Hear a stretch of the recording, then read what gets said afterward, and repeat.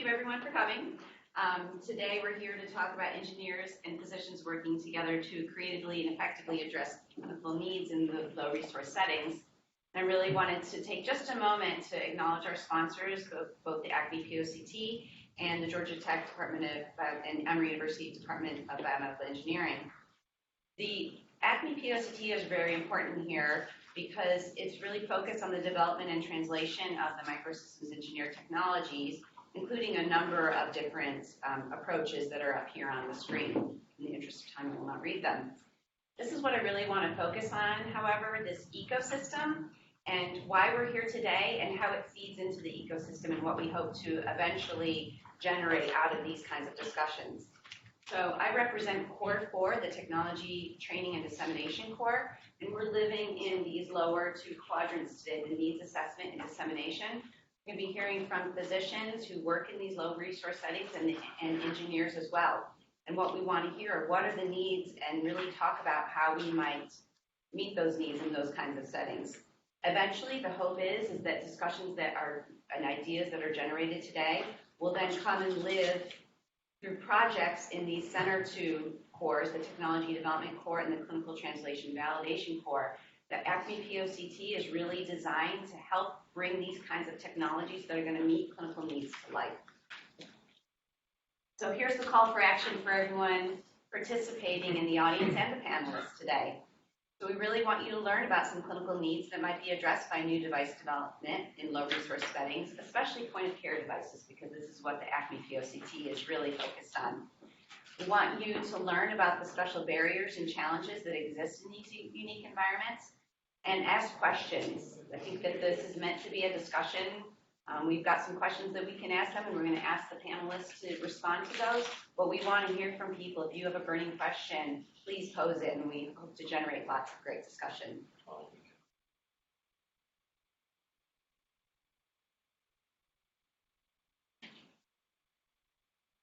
right, so this is really important. I want everyone to understand that this is, again, why we're here. We really hope that today will help identify and articulate critical clinical needs in these low resource settings and hopefully initiate a path towards addressing those needs with appropriate technological solutions. So just to level set and make sure we're all on the same page, here's just a couple of examples of low resource settings. So it might be the remote sub-Saharan Africa where all resources are limited and not available even by driving. Or maybe in rural USA where healthcare exists but is not readily available.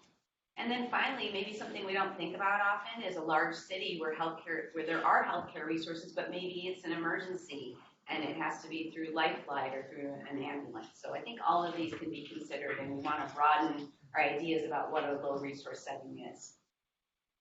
So now I'm going to go ahead and turn it over to the panelists and ask each of them. We have a fabulous panel today. I can't tell you how lucky we are to have all of these really smart people up in front of us who have these just tremendous experiences. And so what I'm going to do is turn it to them and ask them to introduce themselves and touch upon these three things. For them to describe which of the low resource settings they have their own experience and highlight the nature of that experience. Are they a clinician and they have direct patient care, or the engineering, or is it something else? And then also, what are just in a nutshell the specific challenges they faced in those environments? I think this will be a nice way to sort of kick off the discussion. And I'll ask you, in the interest of time, especially now, keep it at your elevator speech, 2 to 3 minutes. Oh, that's not being used. Oh, it's not? Oh. Okay. Just me? Yep. All right. So I'm Lisa Renzi-Hammond. I'm here from the University of Georgia. I'm a neuroscientist at our Institute for Gerontology, and that's located in our College of Public Health. And I work with two populations who are particularly vulnerable and who have added vulnerability given our rural location. So if you haven't been out to Athens, you should. And if you look around us in our public health district, we have entire counties surrounding us without a single MD in them, working in them, or living in them. So we're sort of a nice little tiny metropolis in a very rural space. So finding and diagnosing dementia in rural populations is an extraordinary challenge for us. And we also work with a lot of individuals with sensory impairment, low vision, for example, macular degeneration, things that make interacting with some of the technologies that we would like to use very difficult. So we've had some success with our local extension network in using telepresence technology to actually reach some of these folks who can then go to an extension office and get to our institute. And we also have had a little bit of success so far in developing things like smartphone apps that can allow behavior tracking to develop, some nice AI that can predict when a person might need an increase in their care from a remote care partner, for example. But otherwise, we have lots of challenges at where we are, and the challenges in our public health district, I think, really reflect a lot of the challenges in the state at large and in rural areas across the country. Thank you. My name is Jessica Fairley. I am primarily appointed in the School of Medicine in the Division of Infectious Disease with a co-appointment in the School of Public Health and Global Health. In terms of my work, I treat mainly tropical infectious diseases, mostly here, although I research them overseas, and my specialty is leprosy, which has a ton of challenges with diagnosis. My areas that I work in are Brazil, in a probably low to middle resourced area, and then an area in the north, kind of middle north of Ethiopia, in a much more low resourced area and remote area. In terms of the challenges, leprosy has no point of care testing. There are some in development. There are some phone-based kind of more clinical tools. One huge barrier, again, kind of in terms of kind of the lack of trained physicians is huge in many areas where leprosy is endemic. So since it's mostly a clinical diagnosis, there's often not the expertise to diagnose, and so many cases go undetected. So that's one thing that there is some work on kind of using artificial intelligence-based apps to kind of identify suspected lesions. There's also interest in a lot of, or some work to do on kind of more blood kind of serologic testing or immune response testing and a point-of-care testing as well, setting as well. I also just am in the NTD community, and even though I don't work directly on a lot of other neglected tropical diseases, there's a great need for point-of-care diagnostics for many of them. Like some exist and some need refinement, but for a lot of these elimination programs for infections and others, it's getting to a point where actually kind of defining populations that are still at risk is really important, and some of the technology is just not amenable to these areas and needs more expertise. So that's a large gap that the NTD community is really focused on. Thank you. I'm Parmi Sachdev. I'm a pediatrician and epidemiologist, and I sit also in our Emory Global Health Institute, and our kind of task is to kind of link various parts of various disciplines in Emory and work with tech as well to work on global health challenges. My research group is around nutrition, and particularly nutrition assessment, because like many things, if you have to be able to measure it before you can make it better, and then nutrition, that's a big challenge, because a lot of nutritional deficiencies, especially vitamin mineral deficiencies, don't manifest themselves clinically, and so you need a lab, you need some tissue, you need to look in the eye, you need more sophisticated diagnostics, and these are limited both in resource-rich settings like the U.S., but especially in resource-limited settings. So we do a lot of work as a group doing population-based surveys, where we might be surveying 10, 20,000 individuals, women, children, men, and to get a snapshot of what's going on nutritionally. And a lot often involves taking blood, but we're really interested in developing point-of-care technologies that can measure nutritional status non-invasively. For example, taking a photo of your fingernails to let you know if you have anemia, maybe taking a photo of your eyes to looking for your vitamin A status. I'm Rudy Gleason. I'm a professor in the Georgia Tech Emory Department of Biomedical Engineering, and also have a primary appointment at Georgia Tech in mechanical engineering. I've been working primarily in Ethiopia for about 8 or 9 years. And I think one of the advantages of an engineer is actually you can kind of jump across disciplines a little bit. So we started, my first project in Ethiopia was actually studying quantifying non-AIDS comorbidities in HIV populations. And actually still, we're writing a grant actually now to continue that work. Did that in adult and pediatric populations, and then we have projects in obstetrics and gynecology as well, where we're trying to assess early assessment of high-risk pregnancies. One project trying to assess the risk of obstructed labor in women in Ethiopia.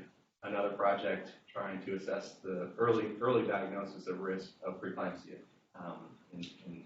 in women, particularly in rural settings. Our studies are mostly in Addis Ababa, but translating these devices to rural settings. And now we got some exciting new projects I'll let James talk about as well, where we're engaging students. I think the biggest challenge, I think the last question was challenge in this environment, is I attended the Gates Foundation at their annual meeting actually in Addis about a month ago. And one of the themes I kept hearing was African solutions for African problems.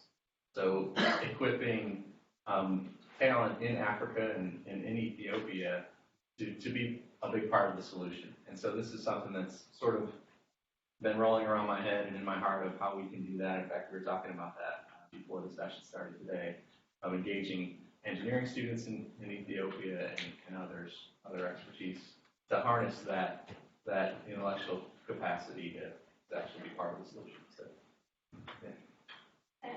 I'm Brittany Murray, and that was a perfect segue into my interest in global health.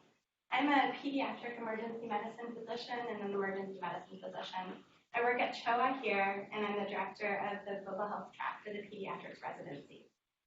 My primary academic focus is creating sustainable emergency medicine systems in sub-Saharan Africa, particularly East Africa, with a focus on planning and education that is both culturally and contextually appropriate.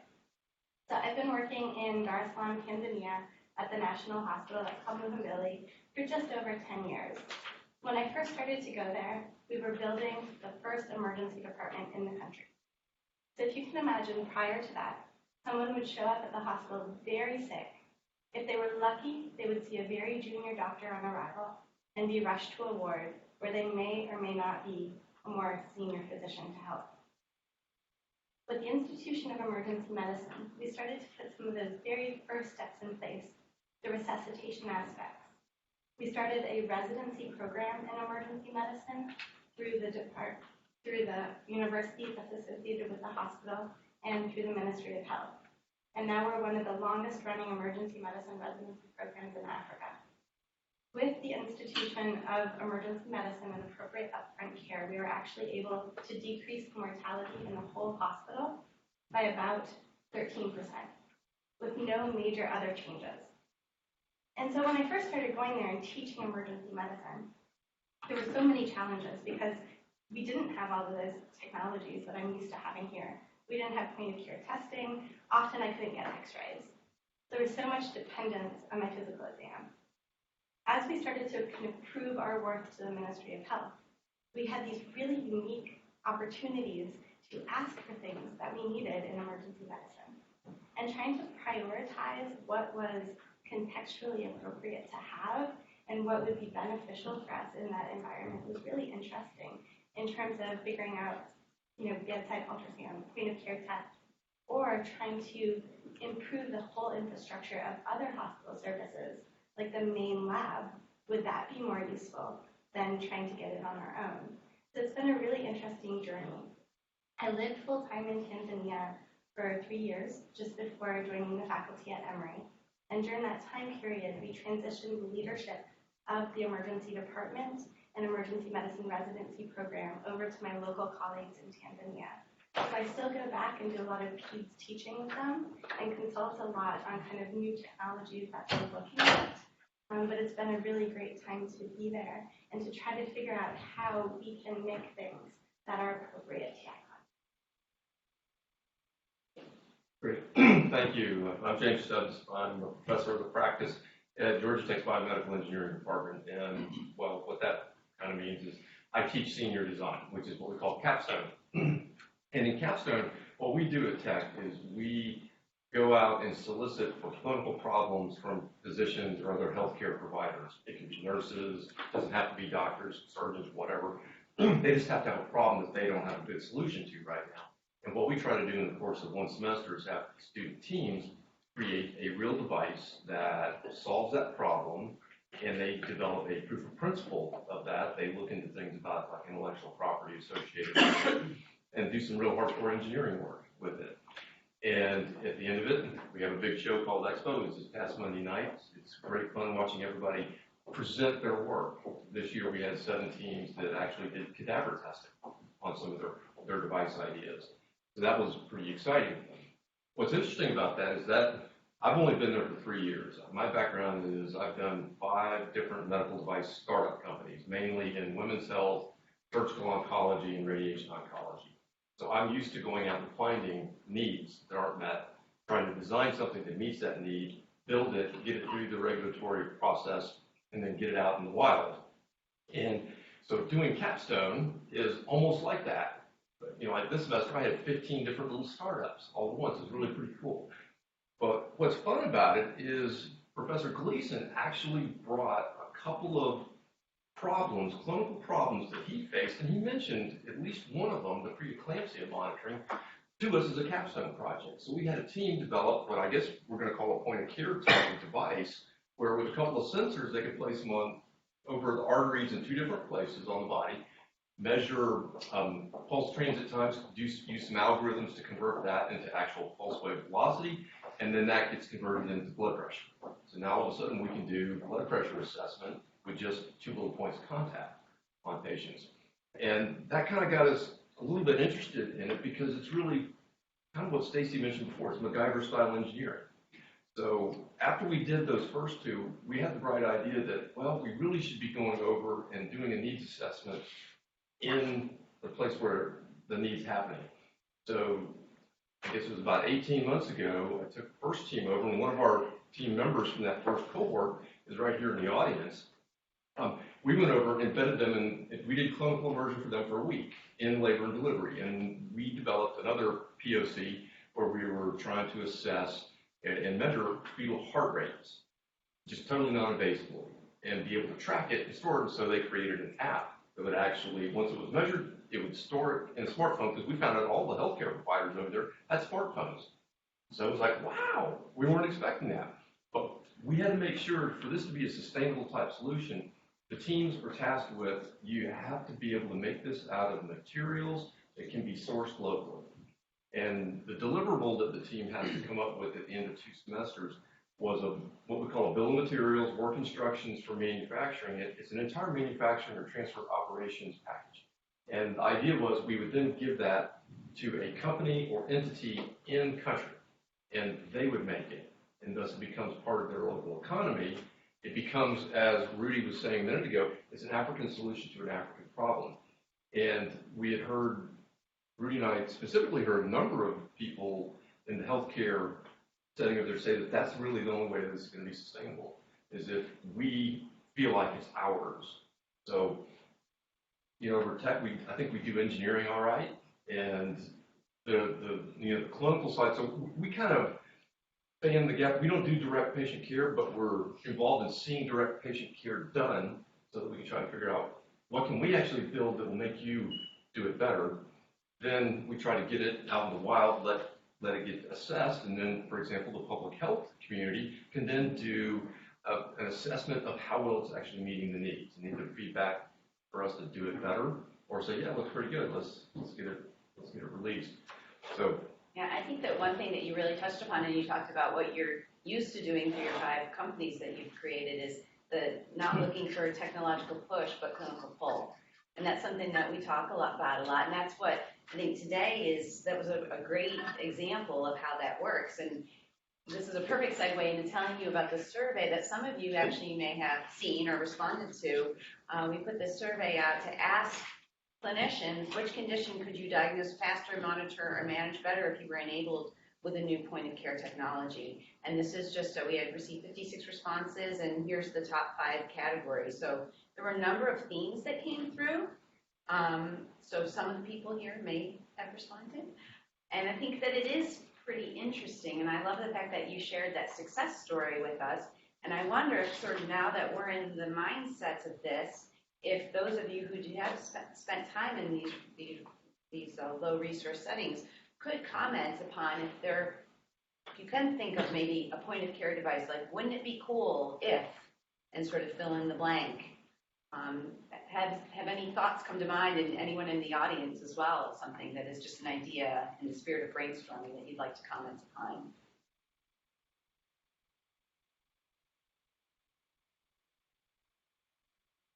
If technology was not an obstacle. Yes. The point of care testing for your people on COVID. From the nursing perspective, I've seen that people avoid eating anything green because they were told that green can affect your blood clotting. So they adopt a very unhealthy nutritional lifestyle when that's exactly what they need because they're afraid of the balance of green. They either don't eat green rather than eat the exact same, try to eat a similar amount of green every day. There are machines out there that do point of care testing, but they're really expensive and they're not widely adapted. So it wouldn't be for low resource settings. Right, so it's something that you could really impact a great number of people. Because if they are in rural Georgia, they've got to keep driving to a lab to get their blood drawn, and they just don't do it. So from the question to the panelists, can you talk about some general characteristics that do make a good point of care device in low resource settings? Like, what are the things that people need to think about? Doesn't need broadband. Doesn't need broadband, okay? Has to be, has to work, first of all. So I think there's always this connotation that it can just be sort of okay for a low resource setting, but it's supposed to measure what you wanted to measure. That's first and foremost, and then definitely cost and durability. Things break, and that can be, how many of us have been to countries or places where there are rooms filled with equipment that's not usable because it's broken, you can't get the part. Or lacking consumables. I was going to say consumables. If there's I think those are 2 great examples. So with regards to its reliability, a lot of the times when we're talking about testing here and we have a point of care test, we can always send it back up to the lab and get an official result. That's just not available in a lot of lower resource settings. So I would argue that it even needs to be a little bit better than something that we would envision for the population here. The other thing is the consumables. And so much of how we've gone in healthcare in the United States to avoid infection has been to have new things for every patient. A great example, I think, is EKG machines. You get a heart tracing. We use the little stickers that you get on if you've ever had one or on an ambulance or anything like that. And those stickers are not available in Tanzania. You can't source them locally. They're a little bit hard to come by. We recently had Philips kind of bring some in. But those in themselves are challenging. EKG machines used to use these little suction devices. So basically you would suction each lead onto yourself. And that would give you the same thing. But they don't make those machines anymore. And so figuring out what to do in East Africa has been challenging because the consumables are expensive. They're not a reliable way. So people have actually come up with a solution where you can kind of wet a cotton ball and then you stick it on with tape and you attach the leads to that and it works as a conductor. And so that's what we do for our patients. they do that in Ethiopia too. Yeah. And so when you're kind of thinking about these things, there can be really kind of low tech solutions, but I think those 2 things are really important. The reliability and not having something that costs a lot of money for every test. I would say really strong human factors work having been done on the product.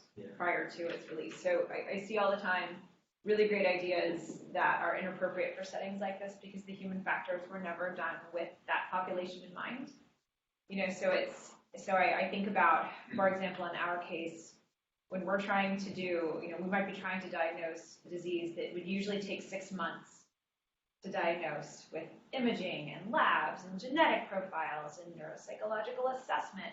And we have to think of point of care technology in our case very differently from, this is a new way of analyzing blood, or this is a new way of analyzing some sort of physical biomarker, because often that's not what we're looking for.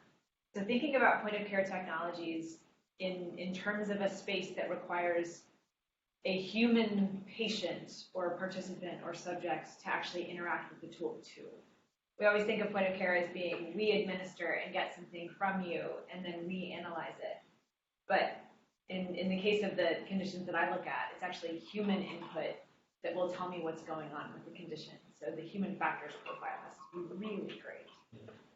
I was going to say the same thing, just the, number one, the usability of it for us people, nurses in Ethiopia, for example, and whether it's going to be acceptable by the beneficiary, the patient that's being tested is, even a pinprick or something may be totally culturally inappropriate that we have no idea. Yeah, I think there's some ethical issues too, so once you make the diagnosis, is there a treatment for it? Yeah. I think we sometimes forget about that too. So, for example, blood disorder testing is a huge need. There's very little newborn screening done, globally, and we've done surveys too where we assess, for example, sickle cell, which there's very clear guidelines once you have sickle cell, such a disease where you need to be on daily penicillin, like folic acid, et cetera. And unless there's a program to address that, then are you actually doing more harm than good by detecting it? So sometimes we don't think about that. I mean, I think if I mean something more simple, right? You're even like someone with severe anemia, unless you have access to blood transfusions, then are you more harm than good? Yeah. I think that's an point in things. So in emergency medicine, where I worked in Tanzania, we got point of care HIV tests while I had been living there. And in reality, whether or not a person has HIV with an acute emergency, there's very few things that we teach differently or do differently. But what would happen is that we would get those results, and getting a positive HIV result in Tanzania has a very defined protocol on what's supposed to be done. It needs confirmatory testing, it needs all of this counseling. And we just didn't have the manpower to do that in the emergency department. So sometimes we would just not tell patients. And that would result in a whole other cascade of problems. And so figuring out how it fits in the clinical context and the flow of the environment, because if you had told me you would get HIV testing, I would have thought that was fantastic. And then we started to roll it out, and there were these kind of unexpected consequences. So that was a really great exchange, and thank you so much for that. I want to hone in on talking about the human factors testing and really just sort of the refinement of the prototype. How do you get money for that? I mean, are there sources? Is it the government of these low resource settings or in rural areas? How does that work? Do you have any solutions for that? Yeah, that's a good question. So we have been successful in our institute through NIH, actually. There's a good, strong rural health initiative going right now, and there's also National Institutes of Aging. The budget's gotten better for SBIRs and STTRs that are aimed at developing these things. So, we have had a lot of luck partnering with local businesses who are interested in solving similar problems. So, for example, we have a couple of large STTRs right now going from NIA that are specifically aimed at solving some of these big problems. Alternatively, one thing that we've been doing at UGA that we've been working toward, it's something that we were lacking at UGA for a long time that we're working on now is sort of a robust internal innovation program. So there's a lot of encouragement on our campus now for faculty to just go ahead and make startups. Actually go through, NSF training, ICOR training, things like that to actually get it to go off the ground. And now we have several faculty who are launching companies. And it's, other than getting big industry involved, which we've also done, we've gotten some good support from some very large industry partners.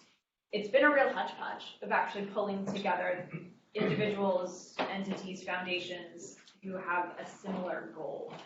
And that's with dementia, that's becoming very widely recognized as a major looming public health crisis. So the money is there, and I was thinking of neglected tropical disease going, like how do you pull those resources together? There's some funding for those things, but it seems like you have to be sort of an expert in learning where it is and who might have it, and who to convince and who's armed and twist.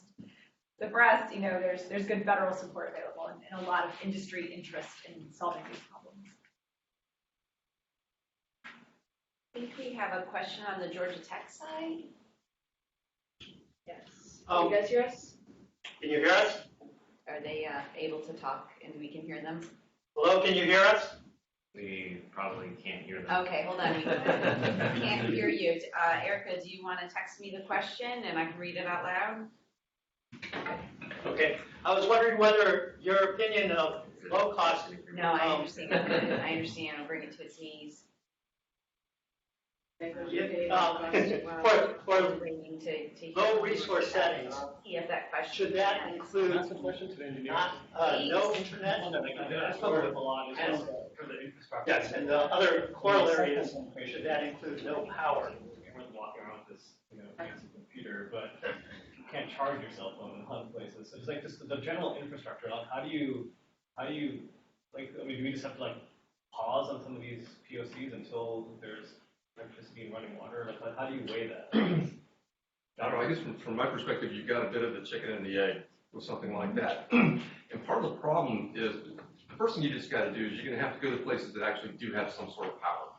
That's just going to be the number one thing you have to do. But if you have something that has enough actual benefit to its existence and its utilization, then the powers that be, whether it's the communities or the governments, generally speaking, I think they're going to try to find a way to make power available to allow that type of benefit to be manifested by whatever you do. So if you wait for the power to show up distributed, I don't think you're going to move the needle whatsoever. I think you got to go ahead and develop it for areas that have the power, try to minimize the power requirements that it has so that there's a wider variety of power sources that would be applicable to it. And then just try to see if you can then draw the resources to, a pretty significant solution. Yeah, I would agree with everything James said, and also if there's sort of one-day solutions, charging enough for a day, a power pack or some kind of solar, most of the places that at least we've worked in at least have some intermittent power, maybe out for a week, but at least power sort of comes and goes, at least in the early opioid movement. Yeah, so. This actually taps directly into the question that was on the Georgia Tech side, which was, what is your opinion of low cost? Does that include no internet, no power? So I think you have addressed that to some extent. Is there anything else that you would comment on directly related to that question? Yeah, I think power is kind of it's almost like a consumable, right? That can disappear for a little while. So as far as you can push away from that, as far as you can get off the grid, the better. Yeah. Right. And the same thing is true with networks, and at least where we work. There is cell phone, capabilities, but it comes and goes. You don't want to rely on it's off for a week and it's on for a week. So as far as you can get off the grid, the better, obviously. Yeah. And that's true even in, not the power issue so much, but, in rural Georgia, I have to say that I live 20 minutes from UGA's campus, and I have no internet. I live 20 minutes away, and my Netflix account is this weird theoretical thing that I look at when I travel. Because I can't stream anything at my own house. I used to like working from home, and now I can't. I wanted goats, and that's my price. But in a lot of our areas, this has been a real challenge for us too. If we want to, for example, use telepresence as a vehicle to interacting, or even be able to have smartphone data submitted to us that we can evaluate, they have to go somewhere to get that data to us. It's here in the state of Georgia, this is actually a really big challenge. So I'm hearing what you're saying, going yes, and in that county. Yeah. Yeah. Coming from the American perspective, data is also a very different thing. So most of the time working internationally, we pay in data per gigabyte. It's not this unlimited thing that we have here. So if you're asking providers in different settings to use internet for something, you're asking them often to incur a personal cost to use that. And so you have to be really cognizant of that. Yeah, and that actually segues directly to another question on the Georgia Tech side, to some extent. Do you have any experience with payment models in your low resource setting? How do people navigate that? Theoretically, it seems to me it needs to be commercially viable. So how are devices designed for, in the low resource setting, sustainable? And I think, I don't know, could you factor in the cost of the data for that? But this opens up a whole other question. I mean, how do payments models work? I consider the U.S. payments model to be so obtuse as it is right now. We really don't have I don't have a good feel for how it's going to work over in Ethiopia. We're kind of operating from there's like a big black curtain up there that's not letting us get a good feel for it until we get our first device that we're actually going to try to get commercialized over there. So Ethiopia may be different than a lot of African countries. My understanding is a socialist country, so the government is going to be the key player in that, making the decision if it either flies or it doesn't fly. Yeah. So that may be good, it may be bad. I'm not terribly certain right now. We're going to get a little more, I think, direct experience with it in the next year and a half. Yeah, I agree. I think the government is sort of your big, at least in India, your big end buyer. But also there's other sort of pieces of the business model, like, the private health sector. There is a private health sector in Ethiopia. NGO sector is actually a big, probably, first step for scaling something as well. Yeah, I mean, I think it's integrating in the push of universal health coverage. So I think anything that is made in this kind of point of care, whether it's infectious disease, a test or something to monitor for preeclampsia, I think it has to be kind of rolled out in conjunction with the community health model, and whether that's government paid or possibly NGO, but that's, I think, trying to address kind of one particular problem in a vertical fashion just doesn't work anymore. Yeah, so I think anything has to be incorporated. In Tanzania, they have what's called a shared cost for the majority of patients. There's some patients that are insured, and there's some patients that have an exemption, and so they're covered by the government. And so when we initiated some kind of care testing in the emergency department, we took into consideration all those payers and had to price the people who pay part of the cost and the insurance at a level that we would essentially cover a lot of the ones that it was free from the government. And there was a lot of kind of business model planning for that. And one thing that we took into consideration that we're trying to do across the national hospital and a lot of the government system now is that the actual machines for the point of care testing were donations. And when we got those donations, they actually offered us several machines. But instead of taking several machines, we asked them for fewer machines and more supplies. And so figuring out where the donations are coming from, some of the foundational support, a lot of the times those donors will be open to that kind of longer term sustainability planning. So that's one option for thinking about how these fit into systems. Yeah, I think that the key there is the business model, right? It's not just about the technology or the clinical need. You really got to take everything together. So switching gears just a little bit, but it's touching upon some of what we've been talking about. I want to hear about if product device waste is an issue. You prefer to have reusable parts or disposable consumer parts, and then a follow-on question. If disposables are not desired, what systems should be in place for proper sterilization for use? Are sterilization techniques even possible? I'd like to start with that question. We kind of alluded to it earlier. I mean, I think if you can make something that doesn't have waste, basically waste is just going to be incinerated. Waste is going to be what? Was that? Incinerated in most settings. There's are less, challenging ways to, basically I've just seen it's a giant consideration. And just with so many issues with the climate now and water and everything, I think that's like an imperative. Like we need environmental scientists to kind of be engaged in some of this, the development of these devices as well. And I think that even when things are not meant to be reused, they often will be reused. So designing them in a way that can be properly sterilized within the context is much more appropriate. That's a great point. In the settings you work with, is sterilization an issue? So in almost universally, if they have an operating theater, they have the ability to sterilize in one manner or the other. And that's something that's been in place for so long that generally there is basic sterilization technology available. And so I think that's a thing that I would worry less about having in I those haven't settings. seen the same thing, but I wasn't sure if that was just my microcosm or if that was more of it. Make sure I'm touching upon questions in the room, online as well, if there's any online. And then, Parmi, I love the fact that you asked the engineers a question. If the panelists would like to ask questions, we can just listen in. Yes. So I have a question.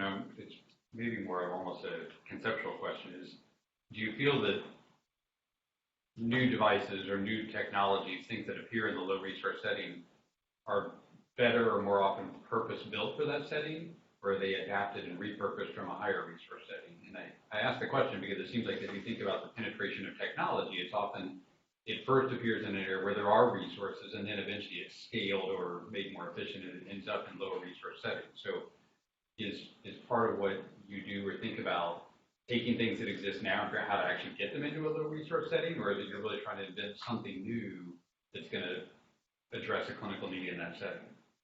I think you put both options on the table, but clearly what oftentimes works the fastest is to see how you can simplify existing higher resourced area technologies down to something that's appropriate and easy to implement, easy to fix, easy to use.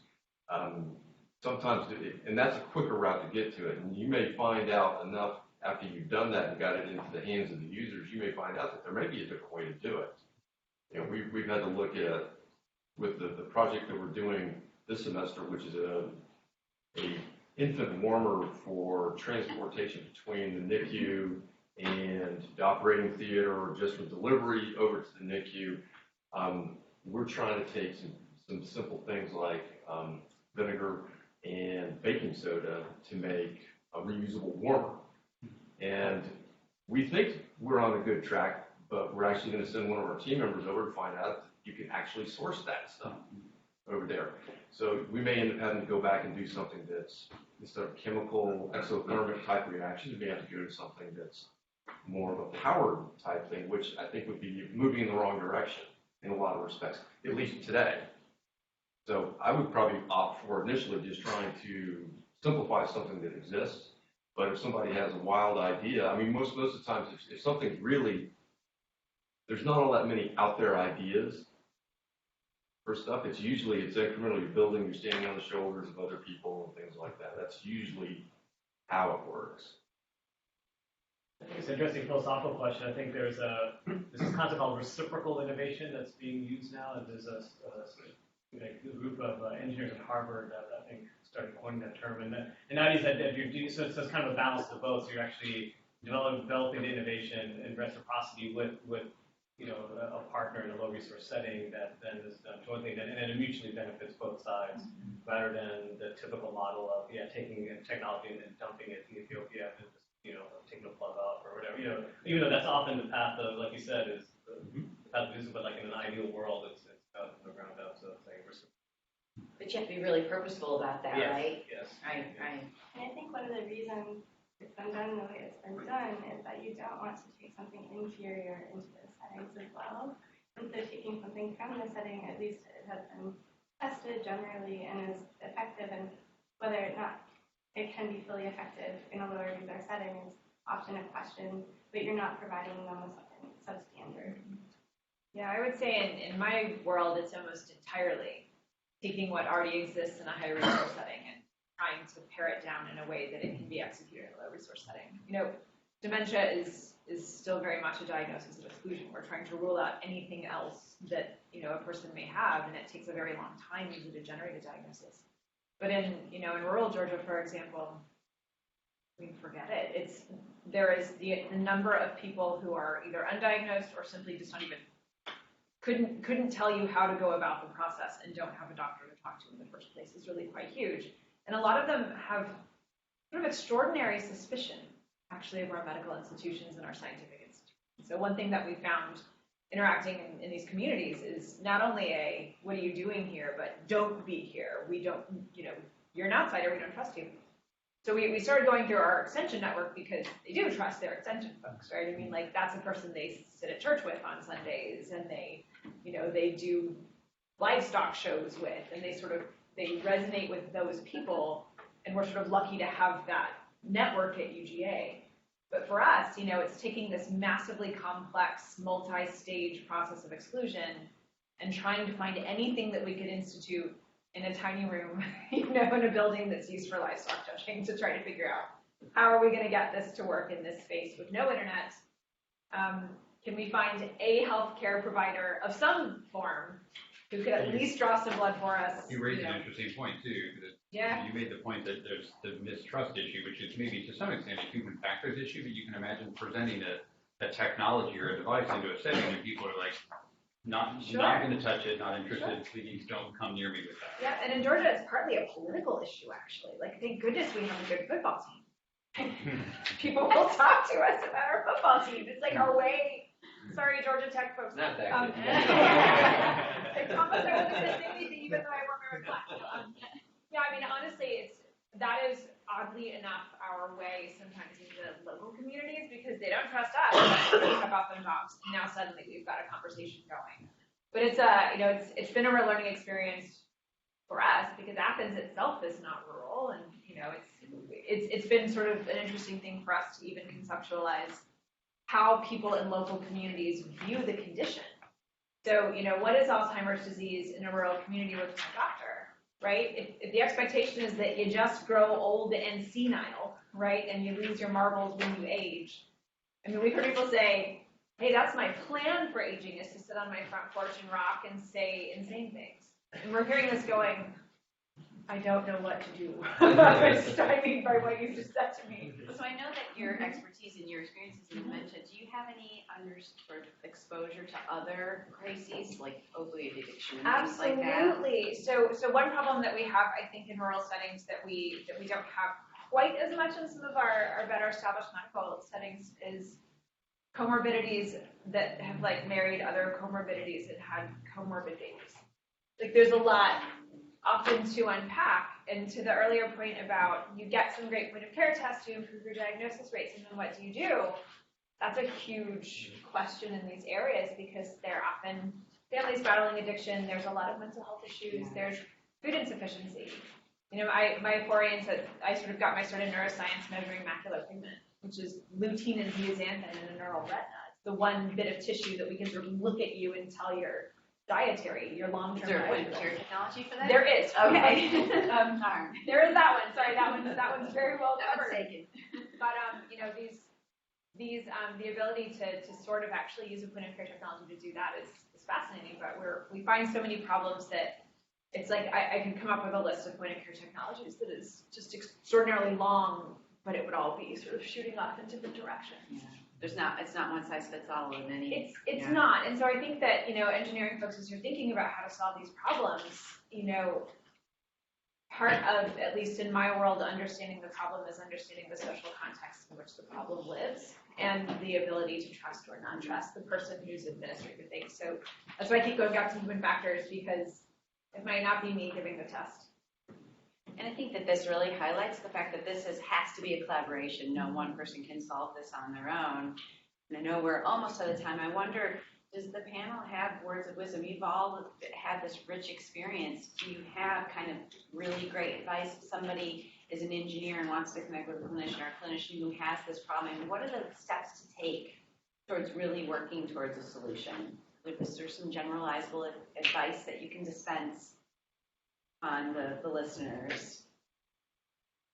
Don't be afraid to ask stupid questions too. It can seem intimidating, right? Like, as a clinician, I know clinical things, but I don't know the language of an engineer, but that doesn't necessarily stop me from going and asking a dumb question, and vice resources. I think sometimes we're so used to our little silos and we feel comfortable with that, and we kind of talk about these solutions to each other, but it takes that initial step. And I think and a willingness to just say I need help is like kind of I mean, it's all I'd say the biggest word of advice, and this is something that Dr. Stubbs and I have talked about, and I think your example highlights it. You have to go and be present in the setting that you're developing your device for. You have to be there. You have to interact with people. You have to interact with beneficiaries. You have to be there to. So that's my biggest word of wisdom. You gotta go. You have to know somebody there that's collaborating from that side that will tell you if you're going down the wrong path. And so you need that level of trust at the very least. Assumption management. Can you expand upon that? Yeah, I think that, we all, whenever we work on a project, whether it's from an engineering perspective, a clinical perspective, an academic perspective, we all have a set of assumptions about the population we're working with.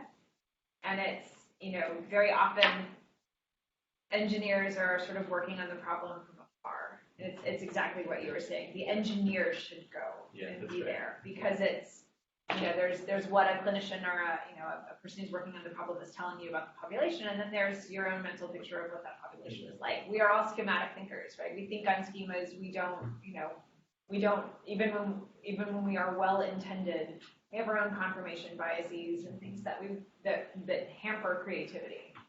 And goodness knows I had them, and I'm not sure if they've gotten better or worse. I have to be honest, but being there is absolutely critical. Does the clinician also have to understand the technological constraints? How important is that? I think, I would say that, I guess I would tell clinicians and myself not to be afraid of, like you said, asking questions, but not to be afraid. I would think that, I would assume something's not possible before I, thought otherwise. Yeah. Just because if it's so out there, but you guys describe things that are, so cool that I wouldn't think about. So I think that tell the physicians and public health experts that, there is likely a solution, think of that side and that's your definitely favorite engineer. Yeah. Let me add one little thing.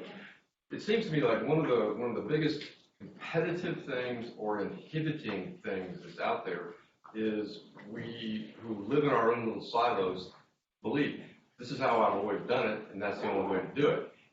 But when you get the orthogonal people into the same place, like we put our engineers into the operating room, the procedure rooms, and they'll suddenly go, "Why are you doing it like this?" I said, "Well, that's how I was trained." They said, "Well, if we create a little thing a little bit different, it's going to shave 30 minutes off your procedure."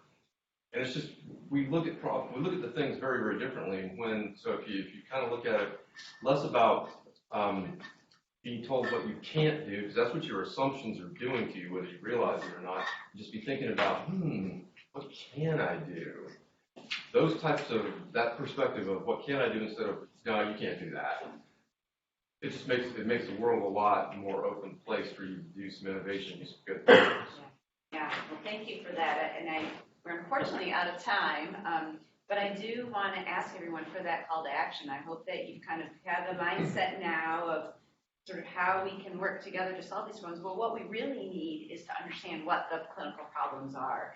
And so we will go ahead and send our survey out again. We would love additional responses to that from the clinicians and the engineers as well. If you have a known clinical need. And we want to continue the conversation.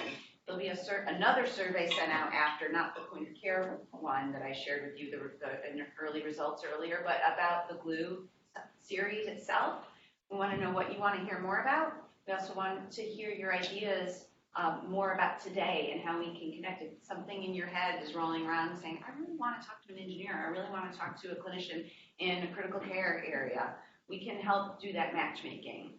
And so I hope everyone will walk out of here today learning something new as well as having some defined next steps for something great.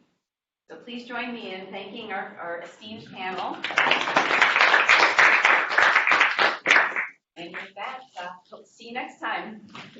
Thanks, everyone.